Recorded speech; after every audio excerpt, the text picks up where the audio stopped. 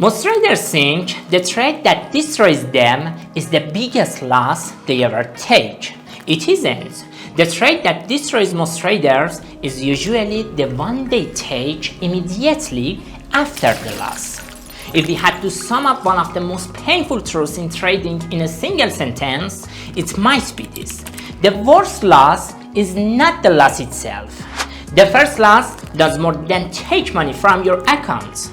Neuroscience shows that a loss can shift the brain into a completely different decision-making state. From that moment on, the trader still believes they are analyzing the market. The same chart is still in front of them, the same candles, the same plan, the same time frame, the same market. But behind the scenes, part of the brain is no longer scanning only for opportunity. It is trying to restore neural balance, to undo the feeling of being wrong, to take back control, to silence the internal pressure the loss left behind. And that is the hidden damage. A loss that never appears on the trading accounts but contaminates the quality of the next decision. So the real question is not why that trade lost. The real question is this: after the loss, which part of the brain took control? The analytical, patient, probabilistic part, or the part that only wanted to restore neural balance under the feeling of being wrong and rebuild a sense of control? To answer that question, we need to go back a few seconds back to the moments before the loss. To the moments when the brain had already built one version of the future, but the market delivered another. The brain is constantly making predictions, and in trading, it is not only predicting whether price will go up or down. At the same time, it is also predicting my analysis is reliable. I can manage this position, and I know what I'm doing. Then the market moves against our expectations, and the trade closes at a loss. In that moment, a gap opened between what the brain expected and what actually happened. In neuroscience, we call this gap prediction error. On paper, of course, we all know that any trade can end in a loss. But knowing that something is possible is not same as experiencing an outcome that just violated your expectation. And this is where the first real mistake begins. The brain may confuse the outcome of the trade with the quality of the decision. Instead of saying this was one possible outcome in a probabilistic game, it says my analysis was wrong, my judgment is not reliable, or even I'm losing control. Prediction error is not the enemy. It is the signal the brain needs to update its models and learn from reality. The problem begins when the brain stops treating that error as data and starts giving it personal meaning. When being right is tied to our sense of competence, the market has not just violated a prediction. It feels like it has questioned whether we ourselves can be trusted. And that is where a simple loss can turn from an information error into a threat to the sense of control. So the first loss has not destroyed the trading day yet, but now the brain is standing at a fork in the road. It can process the error for learning, or it can move into erase it, compensate for it, and take control back. And if it chooses the second path, the next decision no longer comes from the same brain that made the previous one.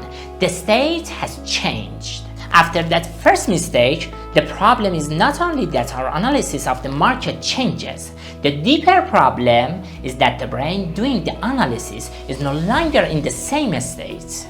A few moments earlier, we could still wait. We could weigh probabilities. We could say, this is not my setup. We could tolerate uncertainty. But when that loss gets translated as a threat, the body receives a very different message.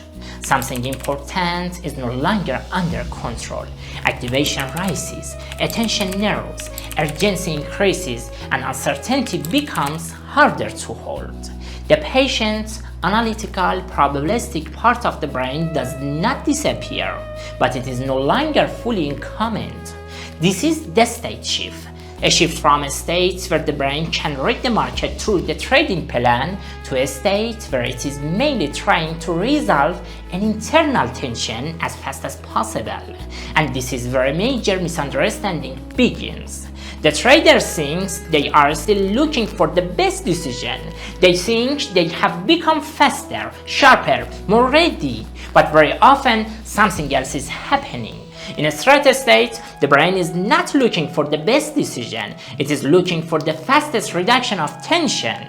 So after a loss, when we immediately start searching for the next trade, it does not always mean the market has actually given us a new opportunity. Sometimes it means the brain cannot keep the mismatch open. It cannot stay with the feeling of, I took a loss, control slipped away, and I still have not done anything to fix it.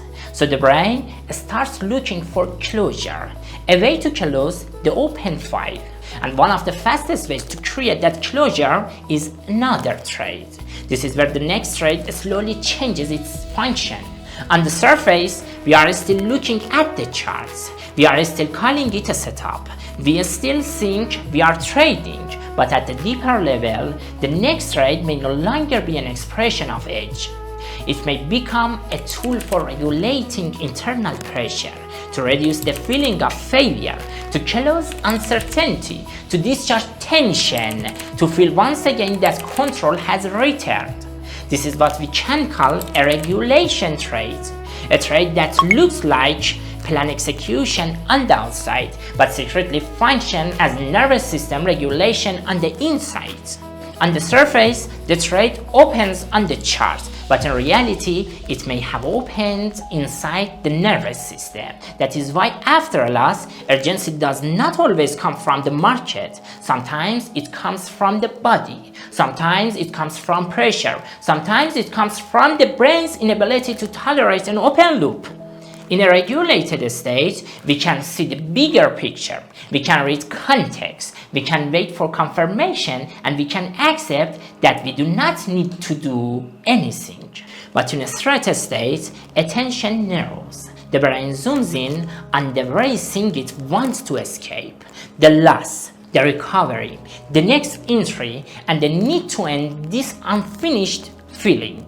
That is why a professional trader works with uncertainty, but a threatened brain runs from it. So the real danger after the first mistake is not simply that we feel upset. The real danger is that our decision-making system quietly turns into a tension regulation system. And from that moment on, every new decision may come less from the plan and more from internal pressure. This is where the process starts to break, and this is the gateway into the distraction loop. And behind this gateway, there is a dangerous paradox. The trader thinks they are trying to save the day, but the very attempt to save the day is what starts destroying it, because one mistake by itself does not ruin the entire trading day. What ruins the day is the chain of decisions that come after that mistake, decision driven by a hidden goal, not to execute the edge better, but to quickly erase the pressure that the mistake has created inside us. At this point, the brain usually activates one of three paths: compensation, proof, or punishment. In the compensation path, one sentence keeps repeating in the mind: I just need to make it back. On the surface, we are looking for the next trade, but the hidden goal is not to find the best opportunity. It is to remove the negative numbers as quickly as possible from the screen and from the mind. That is why something that did not qualify as a setup a few minutes ago suddenly starts to look tradable. And here we accept less confirmation, we enter earlier, or we choose a position size that is no longer calibrated to the plan, but to the size of the previous less. The second path is proof. Here, the issue is not only getting the money back, we want to prove that we still see correctly. The market is no longer just a market, it becomes a courtroom, and we are trying to defend our own analysis. That is why we give more room to a trade we should close, we move the stop, or we enter again in the same direction, not necessarily because we have new information, but because to the brain, accepting the mistake has become more painful than continuing it. And the third path may be the most hidden one, punishment. It begins in the moment we say it is already ruined. This day is gone anyway. Fine, add this one on top. Now the brain enters an all or nothing logic. One mistake is no longer just one mistake. It becomes permission to abandon the very limits that were protecting our capital only a few minutes earlier. In this path, sometimes we are not really trying to save the day, we are punishing the day, because we still have not been able to accept our own mistake. But compensation, proof, and punishment, despite looking different on the surface, all serve the same function. They all try to reduce internal pressure, and this is exactly where the decision criterion changes. The question is no longer, does this trade actually have edge? The hidden question becomes, can this trade make me feel better right now? This is the heart of the distraction loop, because in this state, the brain can still analyze, it can still draw lines on the charts, it can still find several perfectly logical reasons for the entry. But the most dangerous moments after a mistake is not the moments when we have no logic at all. It is the moments when we build trading logic around a defensive decision. As a result, a decision made to reduce pressure increases the probability of worse execution. Worse execution creates more pressure and more self-blame. More pressure increases urgency, and more urgency pushes us towards a trade that is faster, that is weaker or larger. This is where the loop closes. Pressure creates a trade. A bad trade creates more pressure, and more pressure increases the likelihood of faster, weaker, or riskier decisions. That is why, when the state changes, the setup may still be the same setup, but it is no longer evaluated and executed by the same criteria, because the brain evaluating it has changed.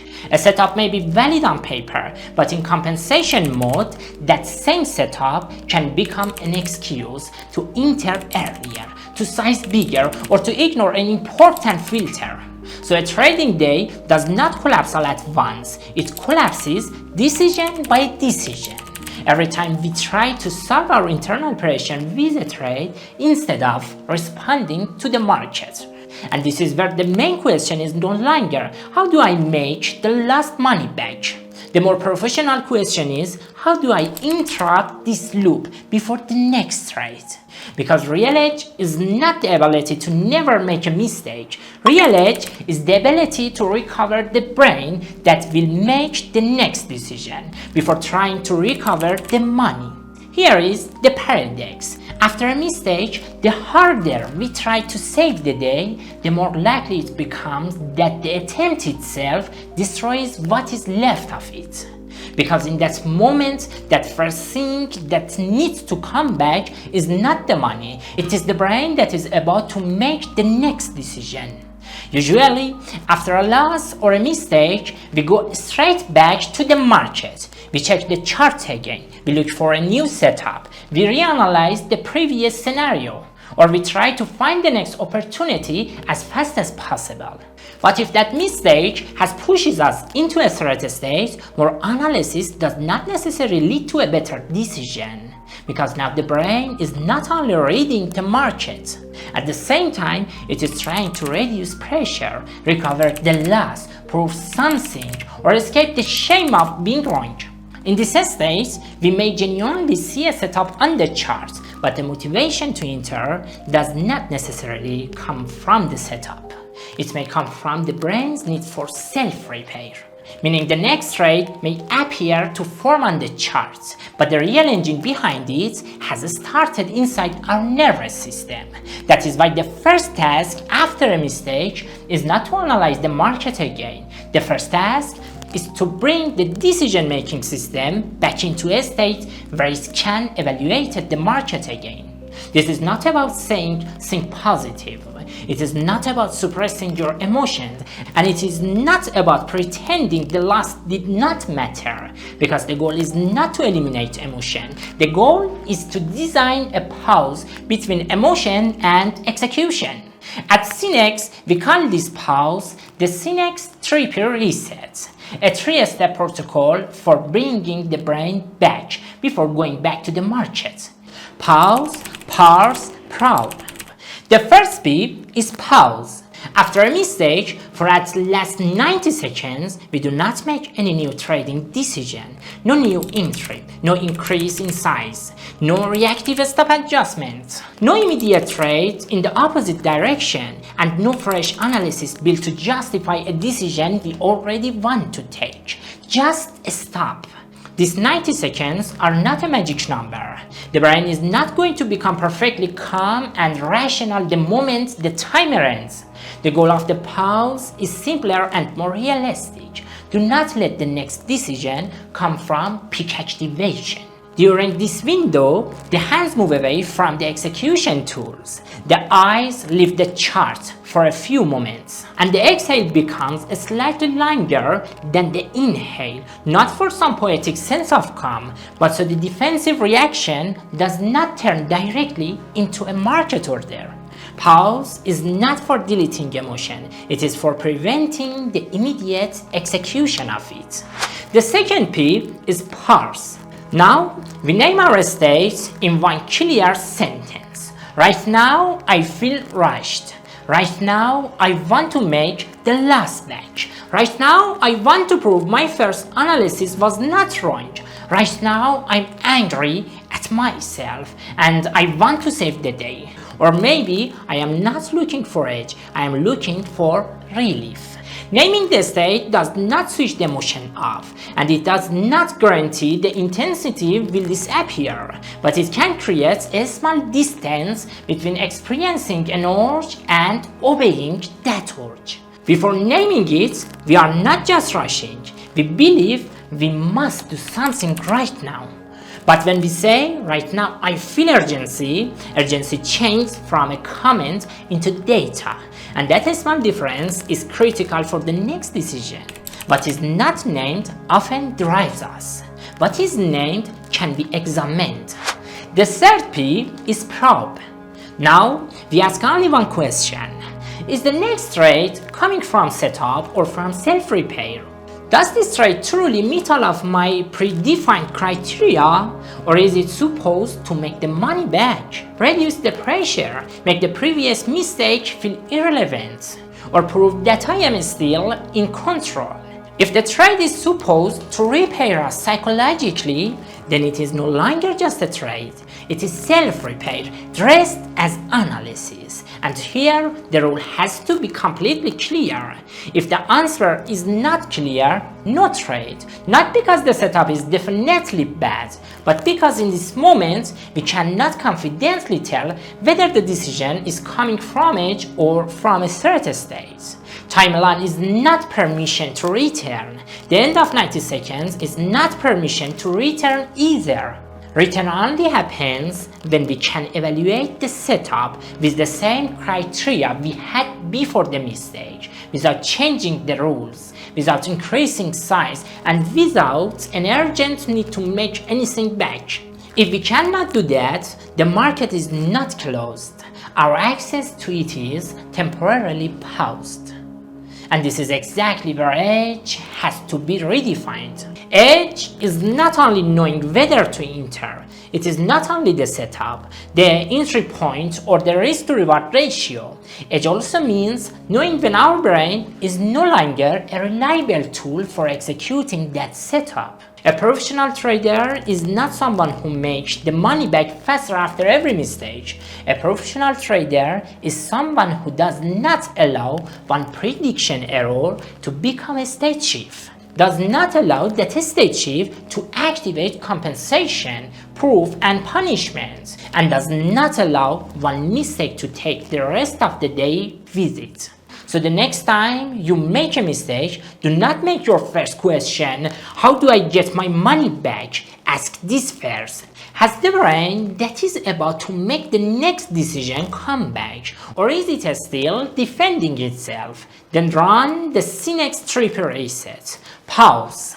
At least 90 seconds with no new trading decision. Parse. Name your stage in one sentence. Probe. Ask whether the next trade is coming from setup or from self-repair.